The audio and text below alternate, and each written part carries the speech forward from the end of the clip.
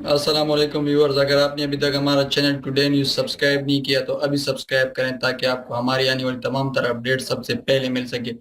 بیل کی آئیکن پر کلک کرنا نہ بھولیے گا۔ چلیے ویڈیو دیکھتے ہیں۔ آپ ایک ریفرنس میں فیصلہ سنا چکے، دیگر ریفرنس نہیں سن سکتے۔ خواجہ حارث کا احتساب عدالت کے جج پر اعتراض، سماعت ملتوی ہو گئی۔ العزیزیہ اسٹیل ملز ریفرنس کی سماعت احتساب عدالت کے جج محمد بشیر نے نواز شریف حاضری سے استثناء کی 3 روز کی درخواست منظور کرتے ہوئے سماعت 12 جولائی تک ملتوی کر دی ہے۔ ریفرنس کی سماعت کے دوران جی آئی ٹی کے سربراہ واجد ضیاء بھی عدالت میں پیش ہوئے۔ تفصیلات کے مطابق احتساب عدالت میں العزیزیہ اسٹیل مل ریفرنس کی سماعت ہوئی ہے، جس کے دوران نواز شریف کے وکیل خواجہ حارث نے احتساب عدالت کے جج پر اعتراض کرتے ہوئے کہا کہ آپ میرے موکل کے خلاف ایک ریفرنس میں فیصلہ سنا چکے ہیں، اس لیے اب آپ العزیزیہ اور فلیگ شپ ریفرنس نہیں سن سکتے۔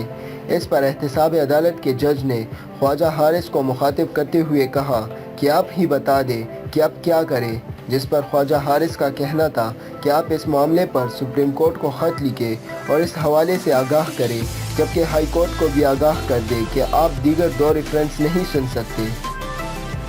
خواجہ حارث کا کہنا تھا کہ چاہتے تھے کہ تمام ریفرنس کا فیصلہ ایک ساتھ دیا جائے۔ جج محمد بشیر کا کہنا تھا کہ سپریم کورٹ کو لکھنا میرا کام ہے اور وہ میں لکھ کر بھیج دوں گا۔ کیس کی سماعت کے دوران بیگم کلثوم نواز کی میڈیکل رپورٹ بھی عدالت میں پیش کی گئی اور نواز شریف کی حاضری سے 5 دن آگے استثناء کی درخواست کی گئی۔